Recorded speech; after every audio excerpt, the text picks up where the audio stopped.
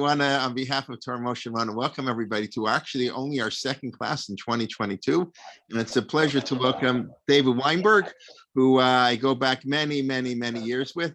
David moved from Toronto, where we grew up not far from each other, right before the Gulf War. I remember, right? August 2nd, am I correct? That's when you made Aliyah?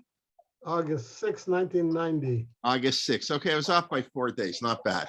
And David is being a defense and diplomatic expert. If the person can mute himself, hold on, I'll have to mute you. Since, hold on, I'm so apologize there for that. Okay. All right, that's better.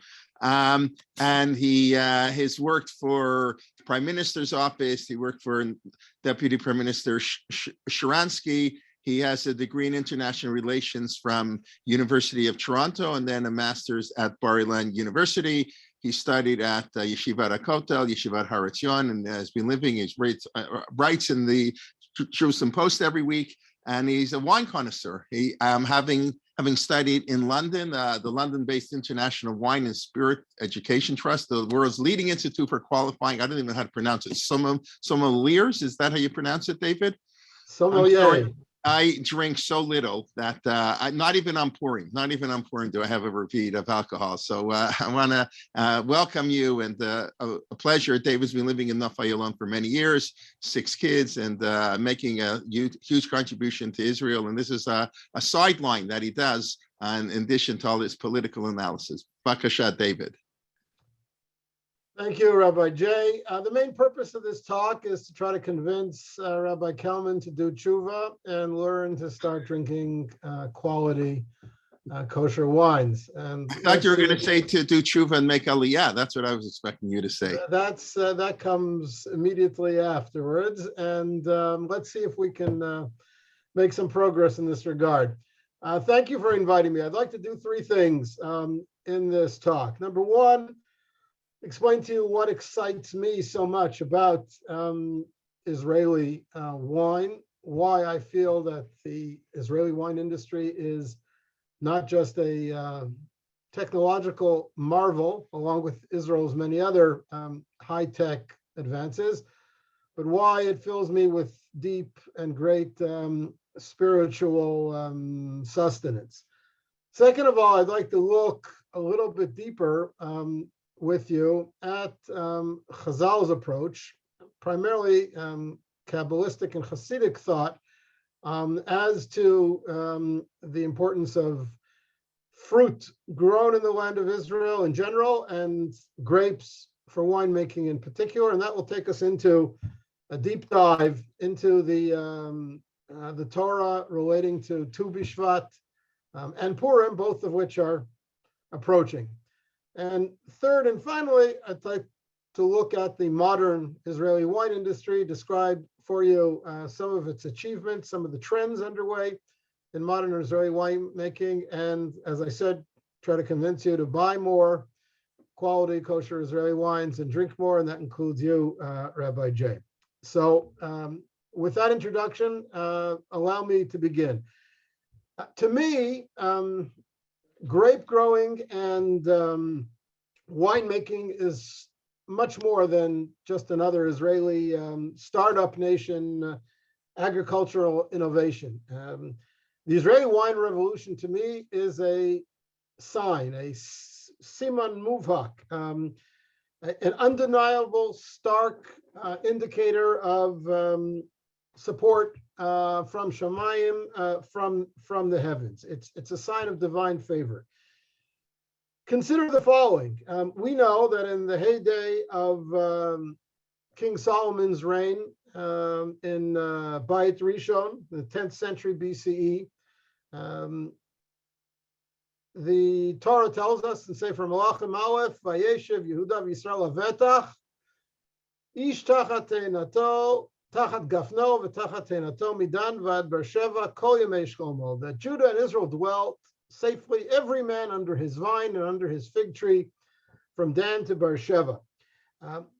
Wine played a central role, as we know, in all community festivities, Nisu Chayayin in the Beis Hamikdash, and we have archaeological evidence that Israeli archaeologists have discovered over the last 100 years of literally thousands of ancient wine presses and wine storage facilities, mainly wine storage amphorae, which are clay jugs from the first and second Batei Mikdash, the first and second Commonwealth periods.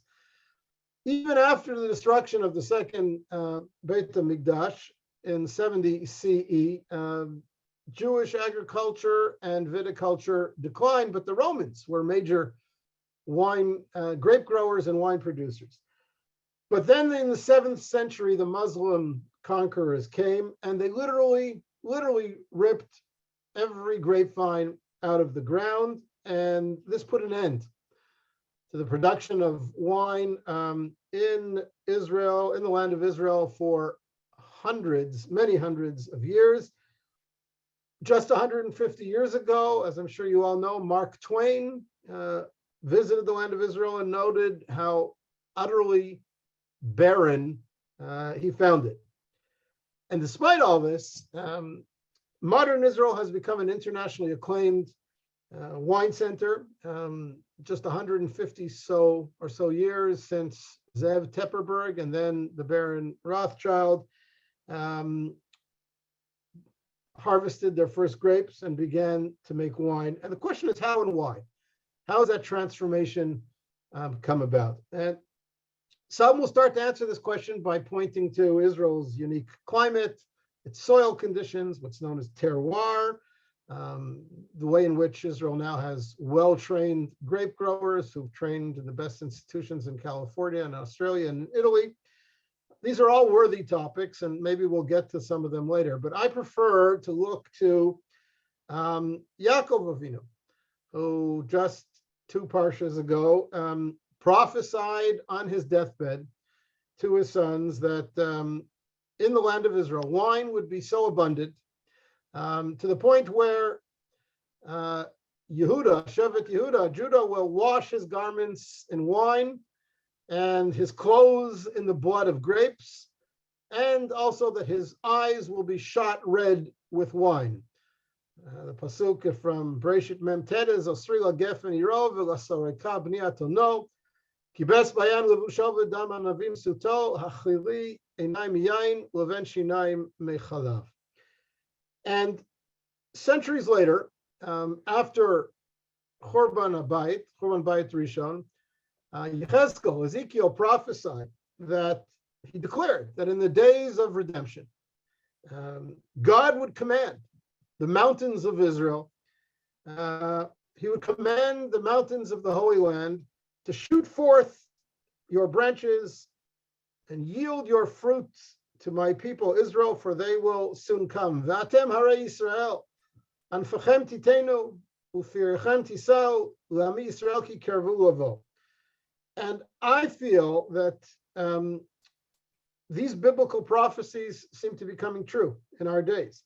As I said, over the past century, the land of Israel has awakened, giving forth its glorious fruit to its indigenous people, the Jewish people, as it returns to and renews its ancient homeland. It's almost as if, indeed, the heavens have commanded the long dormant and deep-rooted vineyards of Israel to grow. It's as if the vines have awoken from hibernation, stretched their roots and smiled at us, and turning little dirty, dusty, nearly dead Israel into a garden of Eden and even a world agricultural superpower. And this includes almost every fruit and vegetable, from almond and apple to asparagus and avocado, and of course, the finest fruit of all, grapes. The Gemara in Sanhedrin tells us, Amar Rabbi Abba says, Ein lecha ketz megule mizeh. There is no greater revealed sign of redemption than the agricultural reblooming of the land of Israel. And he quotes the pasuk that I just mentioned from Yechezkel, V'atem harei Yisrael, anfechem titenu, u'ferichem tisel, l'ami Yisrael. We can go a step further. There is a deep mystical thought, and we're going to get deeper into this in the coming minutes, that the Shekhinah, the divine presence, enters the Jewish soul through the agricultural produce of the land of Israel. This is the Bach, Rav Yoel Sirkis, on Tur Orach Chaim, Tur Orach Chaim, Siman Reishchet. And he says very clearly that he's discussing there, Birkot Hanehanin, brachot that you make over different foodstuffs.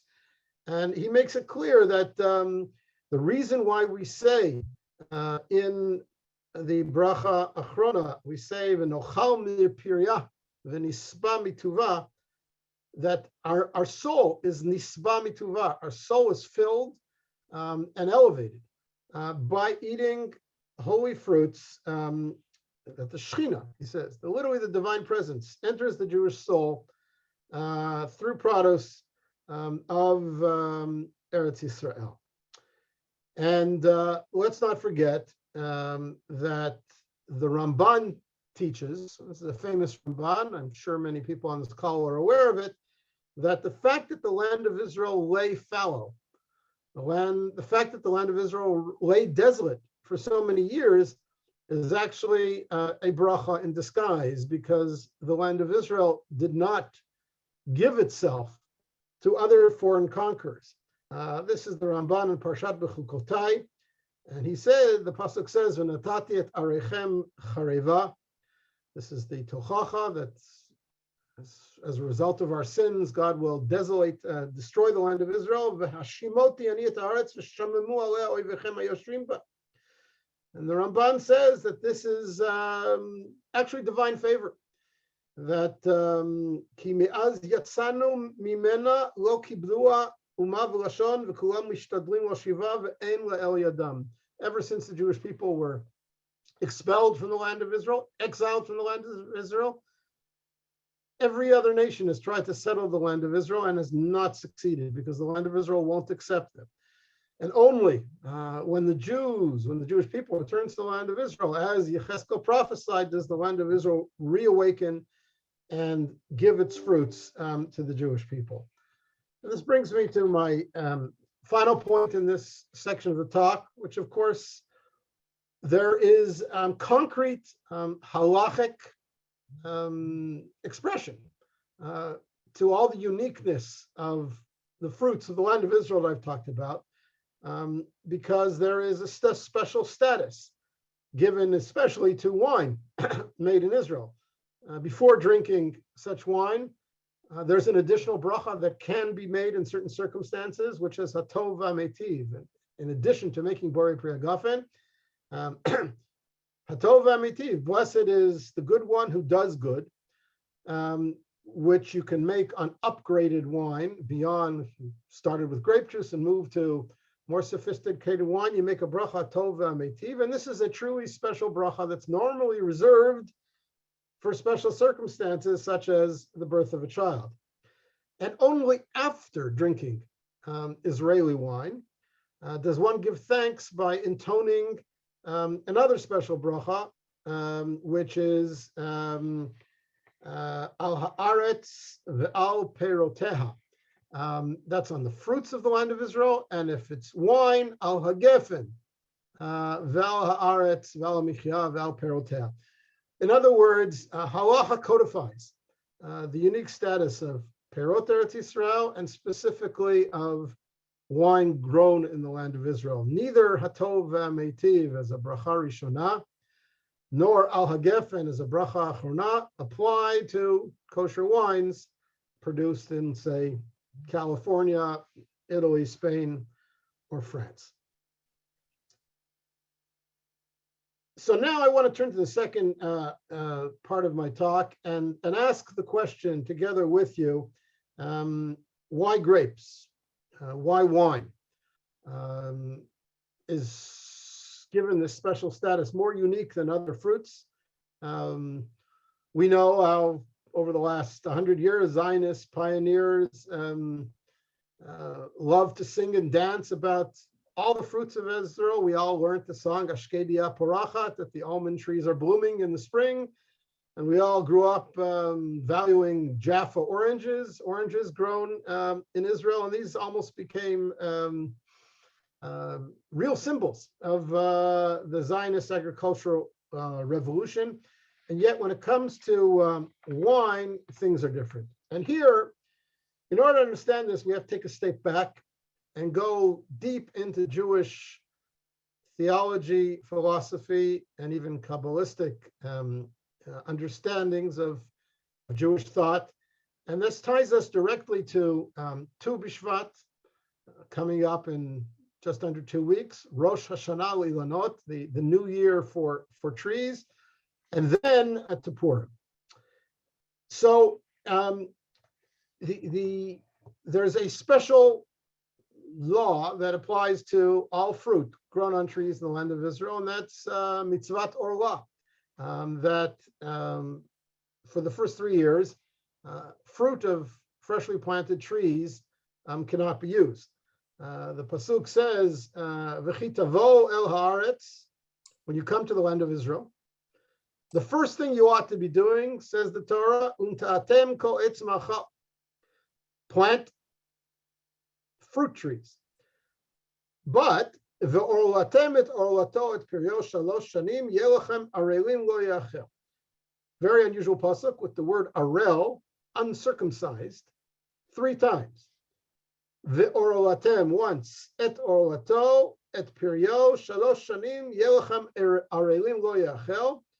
And on the 4th year of B'Shana Shvit, ko piryo kodesh hilulim Hashem. And on the 4th year, the fruit becomes holy and almost like fresh and holy. The concept of orla is a very important concept. We know of several types of circumcision and uncircumcised elements in Jewish thought. There is orla in trees, as it were, the uncircumcised fruit of the first 3 years of trees. There's orlat basar, which is, of course, brit milah, the uncircumcised male sexual organ. We know from the story that we're reading in the Torah right now about Moshe and Yetziat Mitzrayim. Moshe says he's aral sfatayim, that his lips are uncircumcised, and therefore won't be a good spokesman for the Jewish people. He tries to wiggle out of the task in his long discussion with God at the Sneh. And then there's the concept of orlat alev, some sort of uncircumcised flesh that covers the heart. We talk about it a lot at Rosh Hashanah, that the heart needs to be circumcised. In all cases, in all 4 of these cases, orla means pagum. It means that something is covering either the fruit or the male body or the lips or the heart. And somehow, in the case of fruit, it becomes something holy in the 4th year. In order to understand this concept, we have to go back to primary sources, and the primary story of all, which is Gan Eden, the story of Eden and the first man, Adam Arishon. As I said, the first story, the first commandment for the Jews to come to Israel is to plant fruit trees. What does God do? At the very beginning of the story of Gan Eden, he plants fruit trees. And the Midrash emphasizes the parallel between the two by telling us, and I'm just looking for the text here, by telling us, Mitchilat Briato, this is Vayikra Rabbah, on the mitzvah of oral of trees. Mitchilat Briato Shalom Lo Nitasek HaKadosh Baruch Hu Ela B'Matat Chila. When God created the world, the first thing he did was plant fruit trees. Hadau Dichtiv, as it says, Vayita Hashem Elokim Gan B'Eden. God planted, he planted a garden in Eden. And therefore, he tells us, Afatem shenichnasim la'aretz, you too, the Jewish people, when you make aliyah and conquer the land of Israel, lo titasku ela b'matat chila. First thing you should also do is plant orchards. And it quotes the pasuk of that I quoted earlier about planting and then keeping the mitzvah of Orla. What happened after God planted this Garden of Eden with the unique trees there, the Eitz HaChaim, the tree of life, and Eitz HaDat Tov V'Ra, the tree of knowledge, good and bad. Adam Harishon, Adam and Eve sinned, and they ate from the tree they were told not to eat from. They were told they could eat from all the trees. But only one tree they shouldn't eat from, which is the tree of knowledge, good and bad, Eitz HaDat Tov V'Ra, and they sinned. And as a result, they're punished.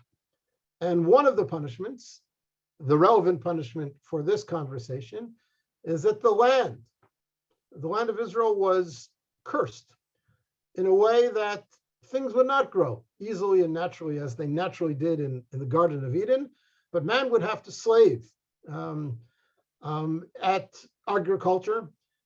The natural growths would be kotz v'dardar, thistles and thorns, and the land would be arid and dry, and man has to pray for rain, and then till the ground, and then harvest the wheat, and winnow the wheat, and take the kernels, and grind them, and mix them with water, and bake bread. It becomes a long, difficult process. How do we, in our lives, do tikkun achet? How do we fix or repair that sin of Adam of Eve in Gan Eden?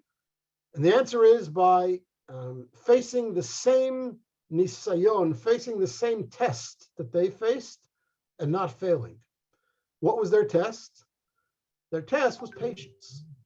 Wait, God says you can eat from all the trees in the Gan.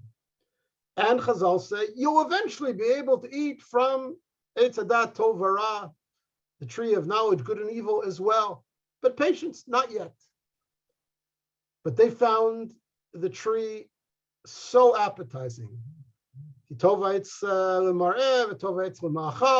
snake convinced them that there's powers that are going to come if they eat that tree, and they sinned. They failed to wait. They failed to have patience. That's the concept of Orla.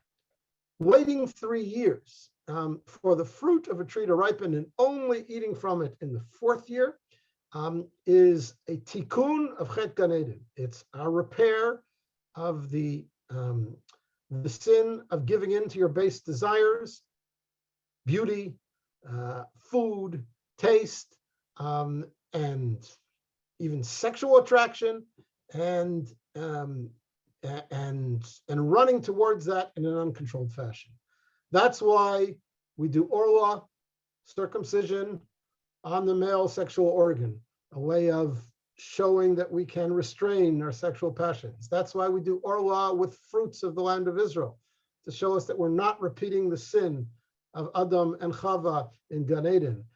That's why we try to circumcise our lips, which means don't speak Lashon Hara.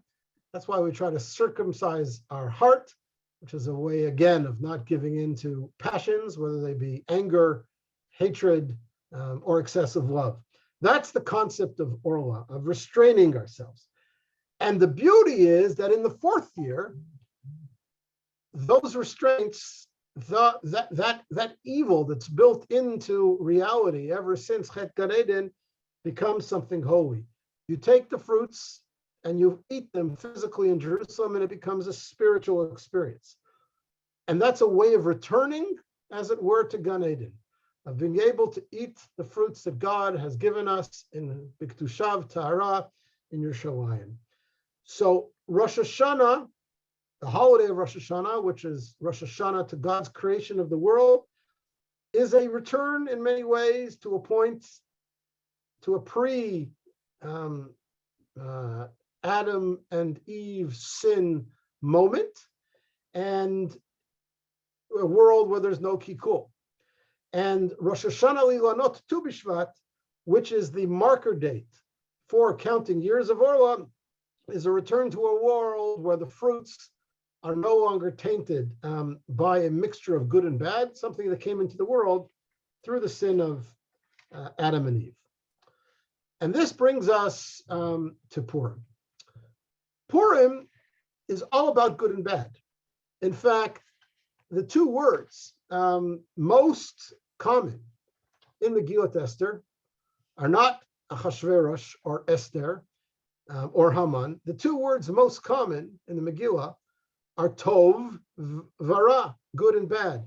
And if you haven't noticed this before, you'll be amazed when you listen to Megillat Esther this year, because it's so obvious that's incredible that until I learned this, I never noticed it myself either.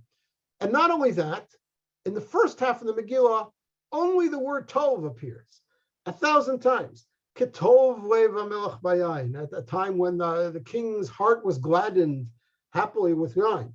And he brings out Vashti larot leafim kitovat marehi. And Esther says to the queen, Imel melech tov yetzei dvar malchut milfanav. And they're going to give the kingdom instead of Vashti to Leruta hatova mimena. Vayitava davar be'enei hamelech. And he looks for betulot tovot mar'eh. And they brought all the betulot tovot together. V'anara yefat tor v'tovat mar'eh. And on and on and on. And Ima melech tov, Ima melech tov. And Haman leaves the king's palace when he thinks he's got in his hand the decree to kill all the Jews. The word tov appears dozens of times in the first 5 prakim of the Megillah, and the word ra does not appear even once. And that all changes at a critical moment in the Megillah when Esther unmasks Haman, and she says to the king, I need you to do something for me. There's the word tov, tinaten li nafshi b'shelati v'ami v'vakshati. And she points to who's the guy trying to kill my people? Ish tsar v'oyev Haman hara hazeh, the evil, the bad Haman.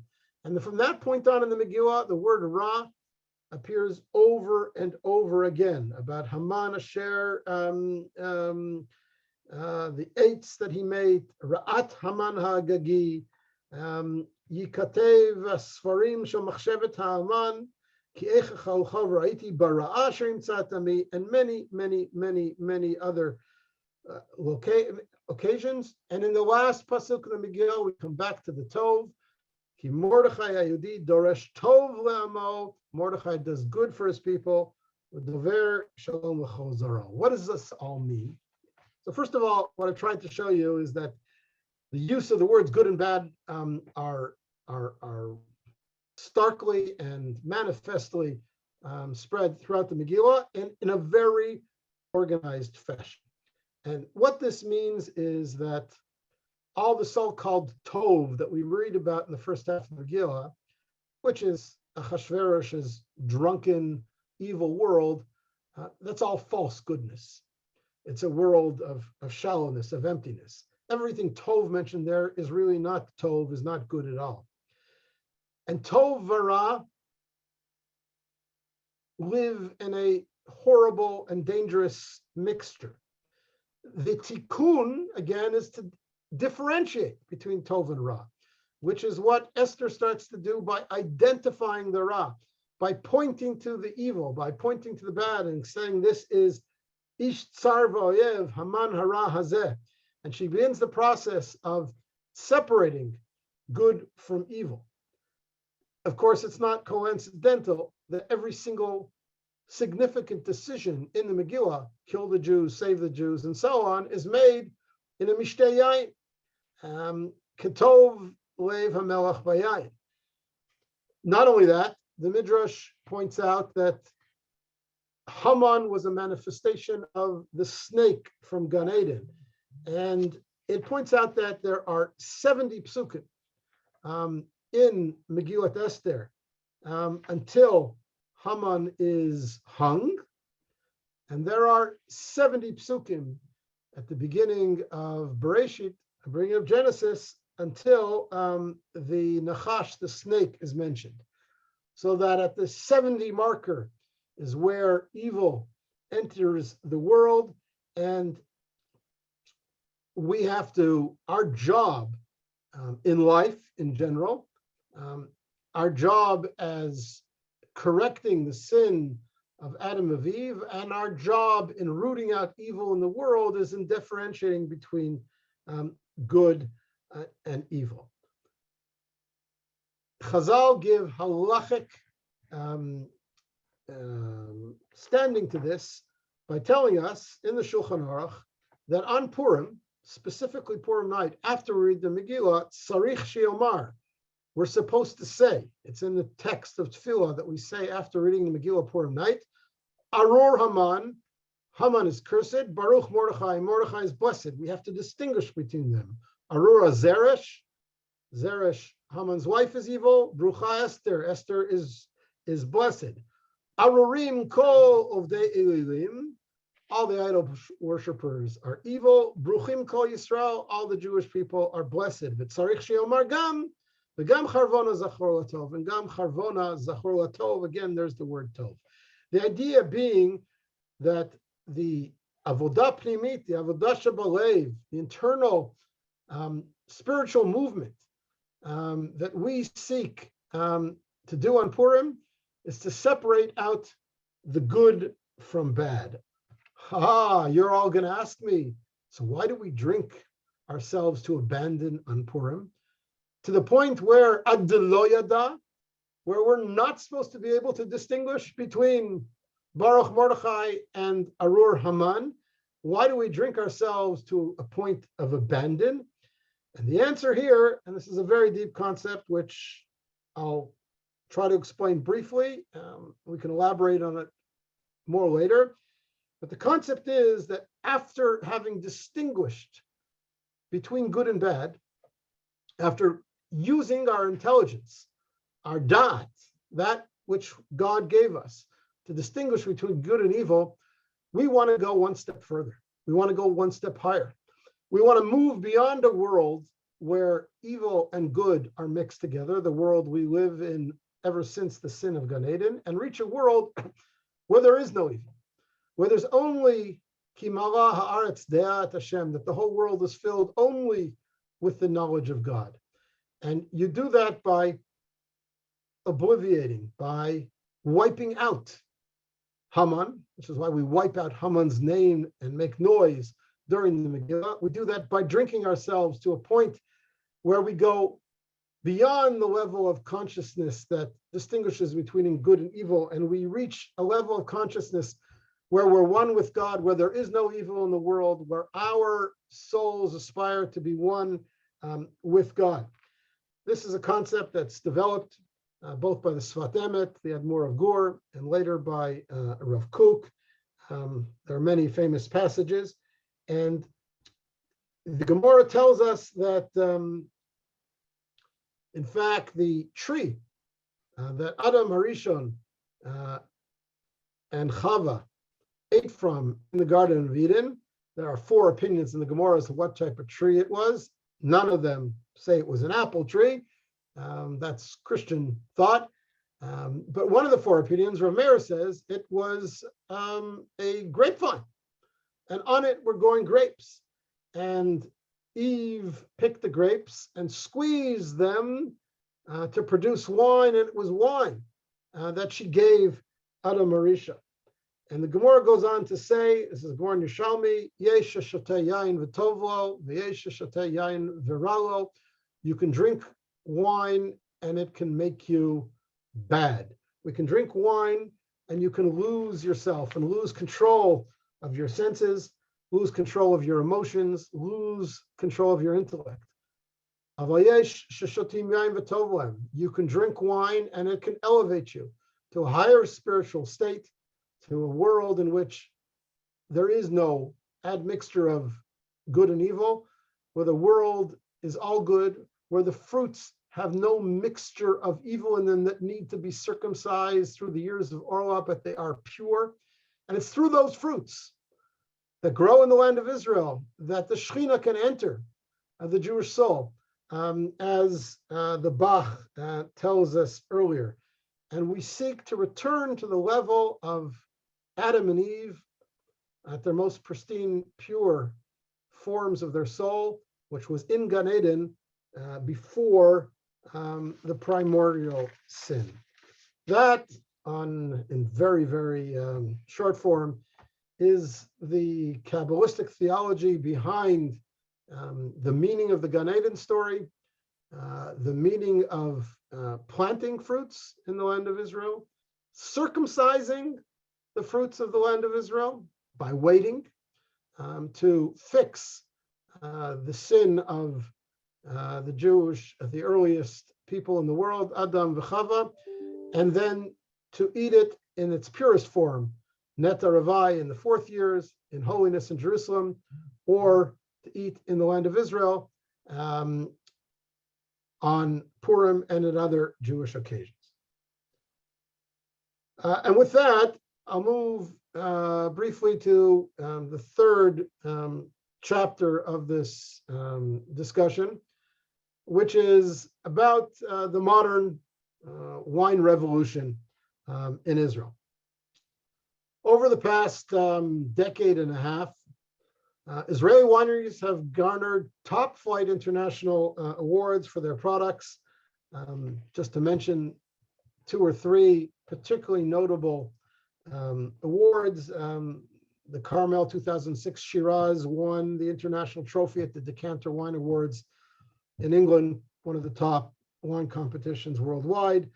The Golan Heights Winery won the Grand Vinatali Award for the best global producer in 2011. These are unprecedented distinctions for Israeli wines in some of the toughest wine competition. Robert Parker's Wine Advocate magazine, which is highly regarded for its rankings, gave the Yatir Forest and the Domaine du Castel Grand Vin scores of 93 points or more. 6 wines from the Golan Heights Winery, from Gvaot, from Shiloh, from Psagot and Tulip, won gold medals just 2 years ago at the Decanter World Wine Awards in London. 2 of these went to Shiloh, which also earned 7 silvers and 4 bronze. And one of the gold medalists, Psagot, which is in the Binyamin region, north of Jerusalem, received the highest decanter score of any Israeli wine with 96 of 100 points for its wine called Psagot Peak, which is a Rhone Valley blend of Setit, of Syrah, Petit Syrah, and Mourvedre. And some of you may remember that Psagot received even more important recognition when then U.S. Secretary Mike Pompeo visited Psagot to celebrate U.S. recognition of settlements as a legitimate expression of Jewish rights in Israel. The owner of Psagot Winery, Yaakov Berg, is a passionate fighter against European boycotts of Israeli so-called settlement produce. And he's also a big global marketer of biblically inspired food packages and health products from Yehuda v'Shomron. And therefore, as I said at the start of my talk, quality grape growing and winemaking is more than simply another Israeli agricultural startup nation innovation. It is a siman mufak, a sign of divine favor, an undeniable stark indication of support from the heavens. Now, there are some very interesting trends underway in Israeli winemaking, 2 of which I'll tell you about now. One is that for most of the last 100 years, ever since Montefiore brought his rootstock over from, not Montefiore, Rothschild brought his rootstock over from his chateaus in France, like Chateau Lafite, which is until today still a Rothschild-owned premium chateau. He brought over the varietals, the grape types that he was familiar with that grow in Burgundy and in Bordeaux in France. Grapes that you'll be familiar with their names, like Cabernet and Merlot and Cabernet Franc, and so on. And while Israel does grow quality Cabernet and Merlots today, there is a very strong trend underway in Israeli winemaking to move to planting and growing grape varietals, types of grapes that are more attuned to the Israeli climate, which is much hotter than Burgundy and Bordeaux. Grapes that are grown mainly in Spain, Portugal, Italy, and in the southern areas of France, such as the Rhone Valley. And those are grapes like Syrah, Grenache, Mourvedre, Cinsault, and others. You'll find many wines in Israel today that are basically what's known as GSMs, Grenache, Syrah, Mourvedre. That's a classic Rhone Valley blend. The Rhone Valley, again, is southern France and even farther south, all the way to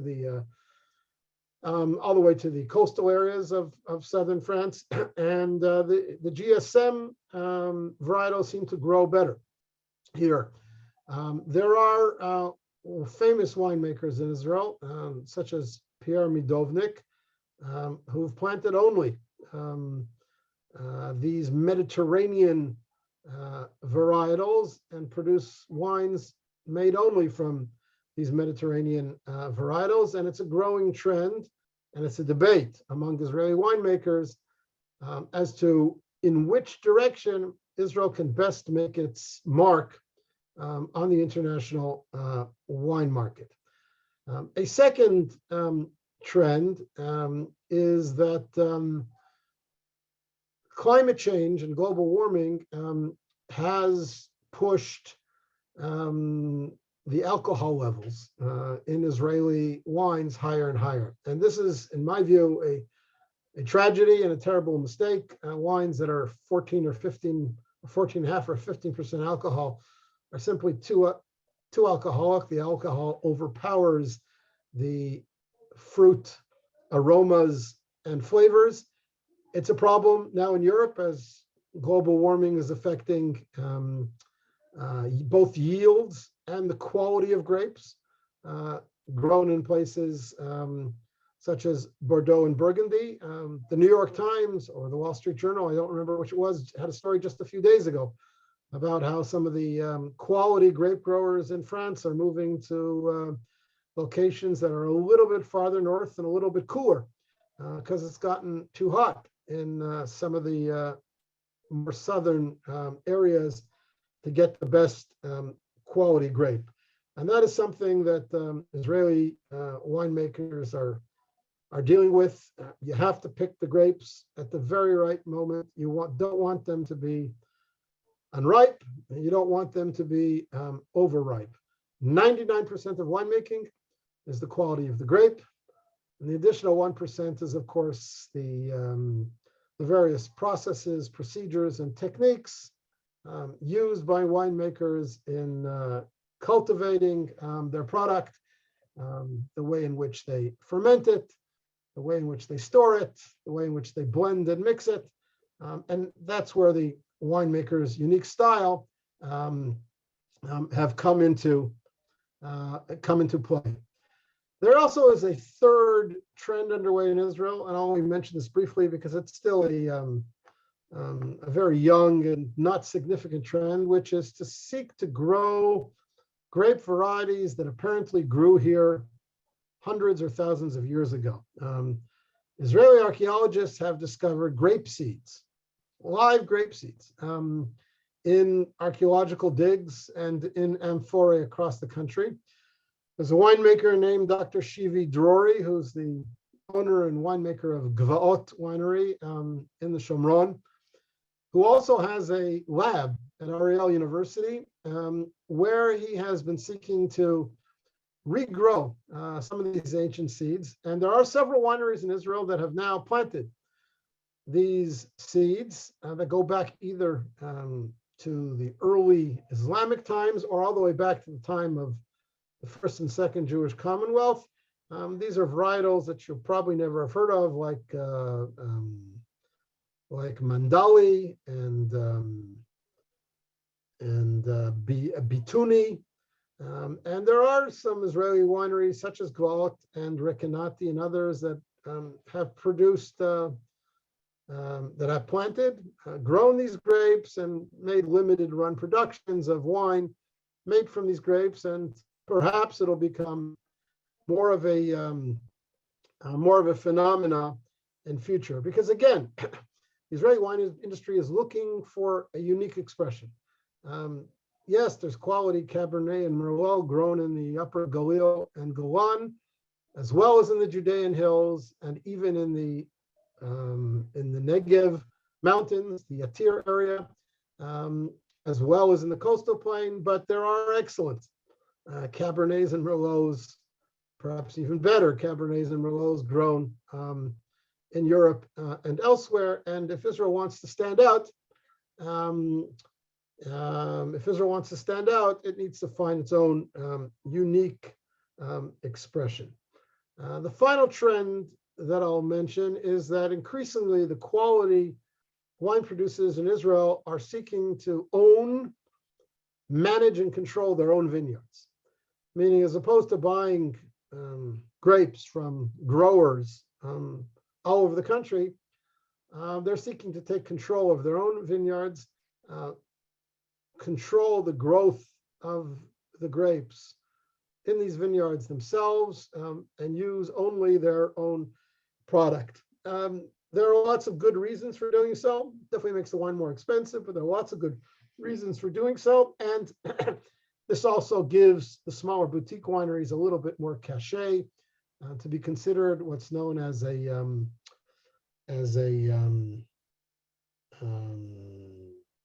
forgetting the word already, but a winery that has its production facility in its own estate, and that's what's called an estate winery.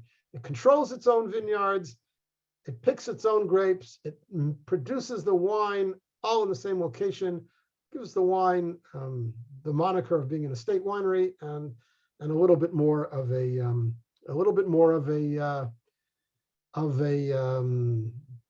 vertical integration, as Rabbi Kelman is commenting, and a little bit more of cachet. I'll close before taking your questions with one of my favorite Gemaras. It's a Gemara in Eruvin, Samech Daled Amud Aleph. Very short sentence. Amar Rabbi Nachman, Ana kokama delo shatina reviata dechamra lo tziladate. Rabbi Nachman says, any day that I don't drink at least a revi'it of wine, my head is not clear. To clear my mind, I need to drink at least a revi'it of wine every day. I recommend that to everyone. It's good for your heart. And as I've discussed earlier, I truly believe it's good for your soul as well. So with that, I'll stop here. Thank you for your patience. And Rabbi Kelman, if you want to field questions or you want me to look at the chat and answer comments. You want to look at the chat? I mean, I can do it, but you might as well take a quick look. You see the beginning? Ruth's question, Orla is waiting. Why 3, not 6? That's an excellent question. I don't know the answer to that question. I don't know. Have to think about that or look up an answer in this forum. The second comment is about Mishlei. Listen, there are different trends in Jewish thought. You can argue that intoxication with wine leads to abandon in a bad way. The Gemara says that, or mild intoxication with wine leads to productive thoughts. And a consciousness that is more refined. You may be right that Mishlei warns against this, but in Chazal, there's a lot of that. So I don't know that Mishlei has the final word on this. Someone asked here about primordial sin being a Christian concept. Yes, it is, but it's also a Jewish concept. We don't like to admit that because we want to stay far away from Christian theological concepts as much as possible. And Christian thought takes it a step further, that because of primordial sin, man is condemned in a way that he can never truly find salvation. He can never truly refine his soul. The only way he can do it is by belief in Oto Ha'ish and connecting to the Christ Godhead. We don't believe that. Adam Arishon sinned in a significant way that impacts Jewish thought across the board. And it impacts Jewish thought, as I just showed you, in Purim. It's a key concept in Jewish thought in Hanukkah, Rosh Hashanah, Yom Kippur. There's a series of books, which I highly recommend. It's a series called V'Nahar Yotzeh Eden, that the rivers depart from Eden, as the Torah tells us, written by a brilliant young Torah scholar, Harav Uriel Eitam. He's the deputy Rosh Hashiva at Yeshivat Yerucham in the Negev. He's a very deep scholar. So far, he's produced 3 books, which is all about how all of our holidays, all the holidays in the Jewish calendar are connected to the story of Gan Eden.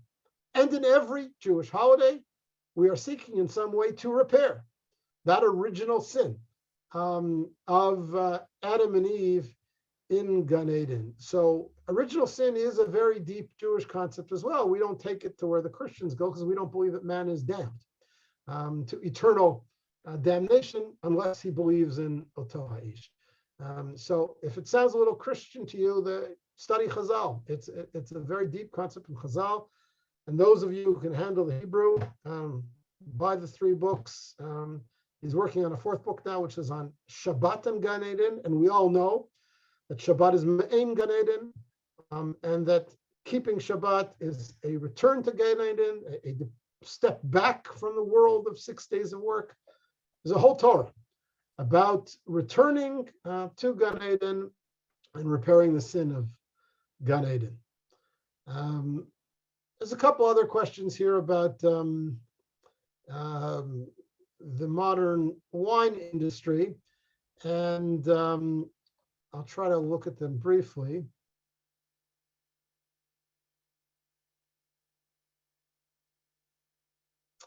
First of all, water is very expensive in Israel. And that's one of the reasons why Jaffa oranges and other Israeli citrus fruit is not such a big deal anymore, because Israeli fruit growers have been ripping out their orchards, which are very water hungry, requires a tremendous amount of water to grow oranges or other citrus fruits, and instead planting grapevines, which require very little water to grow. Actually, that's only partially true. The dormant grapevines in the winter need water, rain, and cold temperatures.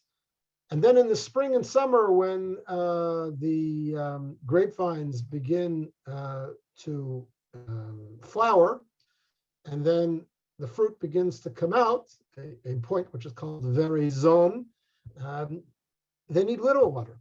And Israeli grape growers water the grapes with very little water. It's just much more economical for them to grow grapes than it is to grow citrus fruits.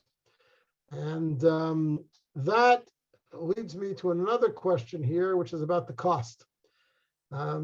Israeli wines are expensive. Kosher wines are expensive. The main reason for that is not the kashrut, but simply the small economies of scale. You know, the entire Israeli wine industry is maybe, I don't know, producing 40 million bottles of wine a year. That's a drop in the bucket compared to winemakers in not just Spain, Italy, and France, but even places like Australia, Chile, and the western coast of the US, California. And when you don't have the economies of scale, your cost per product is higher. And by and large, Israeli wines are just beginning to get known abroad, and there's still a lot of misnomers out there about what kosher wines mean, and is kosher wine really a quality product? And is a kosher wine that's been made mevushal, flash pasteurized, truly a quality product, and so on. There is a big problem with growing the Israeli and the world kosher market, simply in terms of economies of scale. Be careful, not all wines grown in Israel are kosher. In fact, of the 400 or so wineries in Israel, only about 150 of them are in fact kosher with proper supervision. That includes all the major wineries in the country, all the big five, which are Barkan, Tepperberg, Carmel, the Golan Heights, and one more. They and another several dozen wineries produce the vast majority of wines grown in Israel. The other smaller boutique wineries, maybe another 200 of them, produce infinitesimal amounts of wine, maybe 1,000 or 2,000 or 3,000 bottles a year. These are not just, that's not even considered boutique wineries. Those are considered, micro wineries or garagists, garage wineries. And generally you won't find them exported abroad. They simply don't have enough product. The big wineries are all exporting. As much as 60% of their product today is exported abroad. And of course, export raises the costs. In places like the Australian, the British, or the Canadian official liquor stores, such as the LCBO in Ontario, you're not getting the best wines. You may get wines from some of the top of the line wineries I mentioned earlier, but they're usually selling their lower series because otherwise they become too expensive. To get the higher level series of wines produced, you really need to go to the private importers. I know of several in Toronto, or do your own importing, which is complicated but possible, to get the really the top flight Israeli wines. Let me take a look at some of the other questions.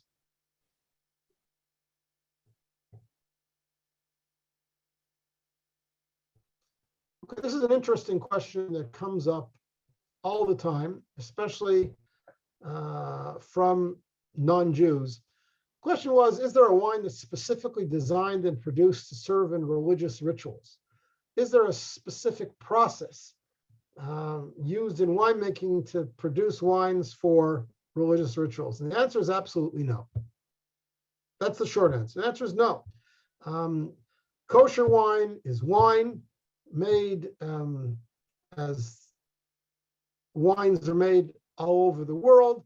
The kashrut comes from 4 or 5 factors, which we can talk about in a moment, but there is no wine that's specifically designed for religious rituals, whether that be, Kiddush or a Brit Milah, or even wine that was poured on the Mizbeach, on the altar in the temple in temple times. There is no such specifically designated wines.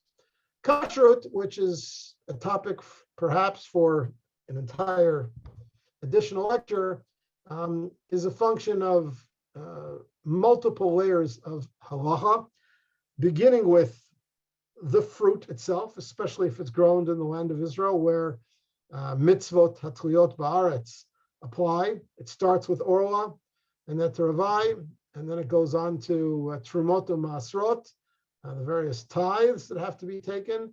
And then, of course, there's the Indian of the matter of the sabbatical year of Shemitah. There's an entire world of halacha that applies to the fruit itself. Then, on top of that, you have layered thousands of years of rabbinical edicts with regards to drinking wine with non-Jews, or drinking wine that was produced by non-Jews, or drinking wine that was poured by non-Jews, and in some extreme manifestations, which some kashrut organizations in Israel insist on, even wine that was seen by non-Jews during the process of its production. And this goes back to both rabbinic attempts to separate Jews from non-Jews, to prevent young men from getting drunk with the locals and running off with their daughters, mishum chatnut. It goes to the notion that some wines were used by idolaters in their religious ceremonies, in idol worship, and anything used in idol worship is forbidden in Jewish law in the most extreme way, and that includes wine. And then you get into definitions of who is a believing Jew and who is a non-believing Jew. Does an Israeli secular Jew who believes in God and is circumcised and plans on circumcising his son and participates in a Pesach Seder and serves in the Israeli army and believes in Jewish peoplehood and God's providence over the Jewish people throughout the centuries, including our return to the land of Israel, but doesn't keep Shabbat as Orthodox law mandates, is that person considered a blasphemer or equivalent to an idolater for the purposes of making wine turn from kosher wine into non-kosher wine? And that's a big dispute among halachic authorities today. I have very strong opinions on this topic, but like I said, that's for another conversation. The only other last issue there is with kashrut of wine is you have to be sure that the shmarim, how do you say shmarim in English? Losing my English. The yeasts. Preservatives. The yeasts that are used to ferment the grapes in order to produce alcohol and the grape juice, that the yeasts are in fact from kosher sources.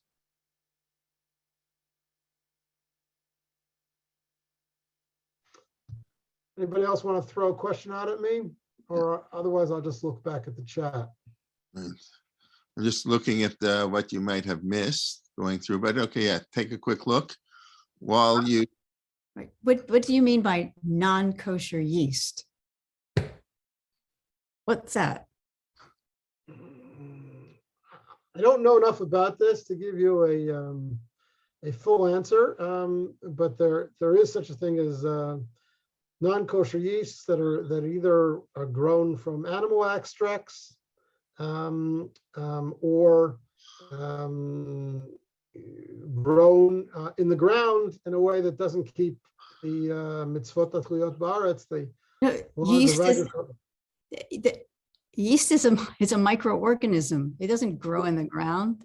But they actually produce yeasts from different things that are grown in the ground today, as well as from animal extracts. It's a complicated issue. There's also the issue of preservatives that are added to most wines today, but these are easy issues to deal with. There are plenty of yeasts and preservatives that are allowed to be added to wines in general and to kosher wines in particular, and they're easy to get a hold of. So the other issues I mentioned are much more central in the question of defining what wine is kosher and isn't.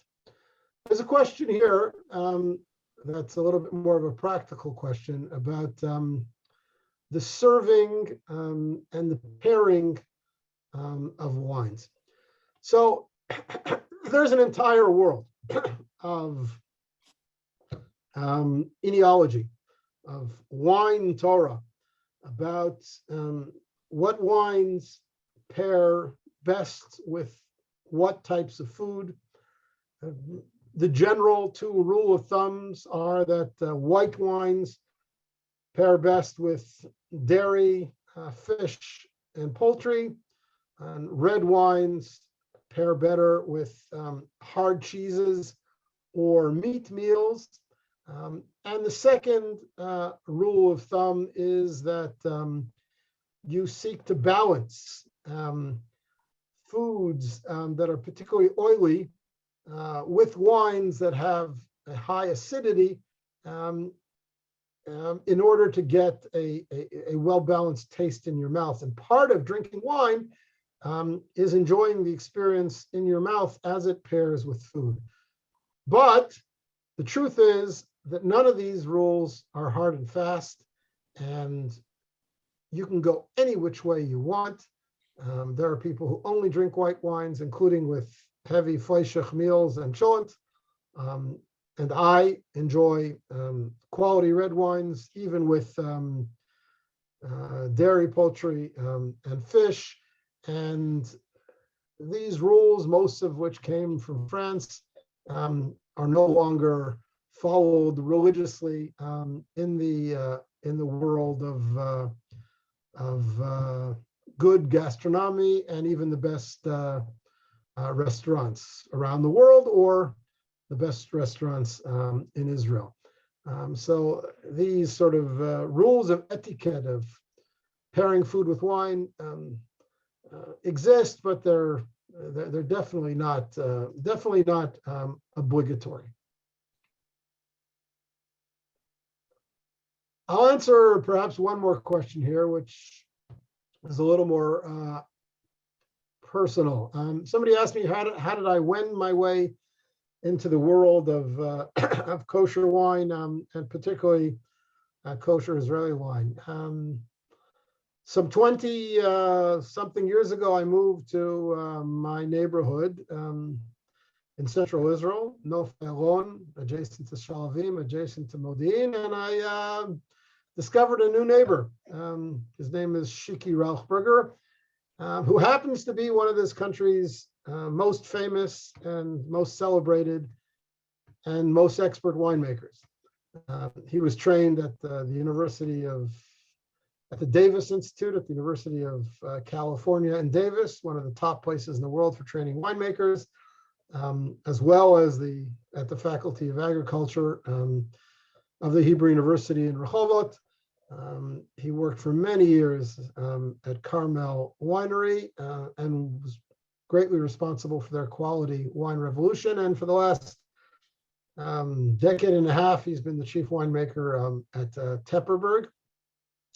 He's one of the grand old men of Israeli winemaking, and I started following him around, going to wine festivals with him, going to wine tastings with him, meeting and learning from him, and it grew on me.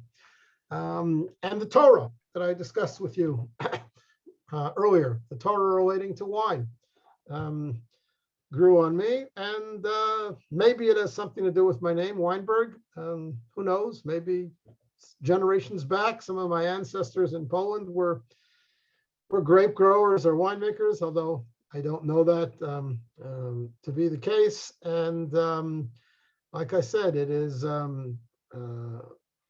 both fun and delicious and spiritually satisfying for me. I'm now running food and wine tours in Israel.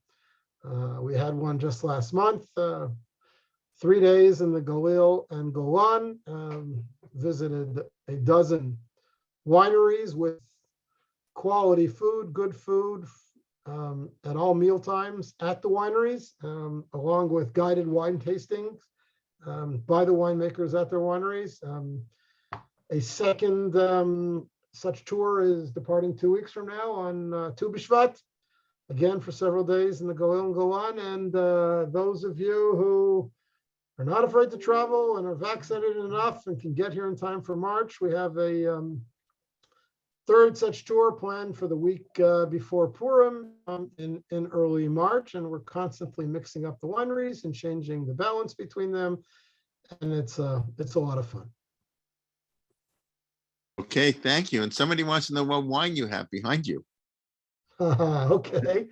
First of all, thanks for reminding me. I've got two bottles just behind me that a little bit of leftovers from a party that we had here on Motzei Shabbat. One is a bottle called the Matar Cumulus. Matar is the kosher line from the Pelter winery on Kibbutz Ein Zivan up in the Golan. It's an outstanding winery. Like many small Israeli boutique wineries, as they grow, they realize they ought to go kosher and expand their market. And they often do it this way. They open a second line. They give it another name. In this case, Pelter opened a second line, called it Matar. All the Matar wines are kosher. They make a very fine expression of Bordeaux blends up in the Golan, Cabernet Merlot, Cabernet Franc. This Cumulus is a blend of just that, Cabernet Merlot and Cabernet Franc. An outstanding warm climate version of growing grapes of a Bordeaux blend style wine in Israel. The Golan, of course, the unique abilities about the Golan are twofold. Number one, the soil is volcanic, which turns out is great for growing grapes. And the temperature differentials up there are enormous. And that's exactly what you want. Very cold at night because it's high up, and very hot during the day. And that temperature differential makes for great grape growing. Second bottle here is the exact opposite trend. The trend I talked about earlier. Domain Tofa is a boutique winery in Mitzpeh Tofa in the lower Galil, very close to Kibbutz Lavi and Tzomet Golani, for those of you who know the area. Pierre Midovnik, who's a French-trained Haredi Jew, began planting some 15 years ago. Only the Rhone Valley varietals, the Mediterranean varietals I spoke earlier, in the lower Galilee, in the area around Har Tavor and Netofa. This is a blend of Mourvedre and Syrah. It's called the Netofa Tel Kasser Moursier. Completely different wine from the Golan wine that I showed you just a moment ago.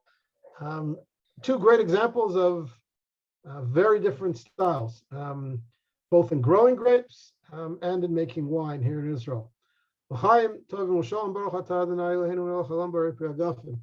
Amen. Okay, I think with that, we can let David go and enjoy and whatever. It's a late evening wine and cheese tasting, whatever. But thank you very much, Yasher Koach. And okay, I think very, very nice. And right, the Tu B'Shvat is coming up, and Purim and everything. And please God, we can get to Israel soon. They've just taken Canada off the red list, and maybe one of these days they'll take the United States off, and maybe people will be safe and nice to travel. Please God, and then we can try to, get to Israel and see and visit. But thank you very much, Rabbi David. I understand that Canada is not.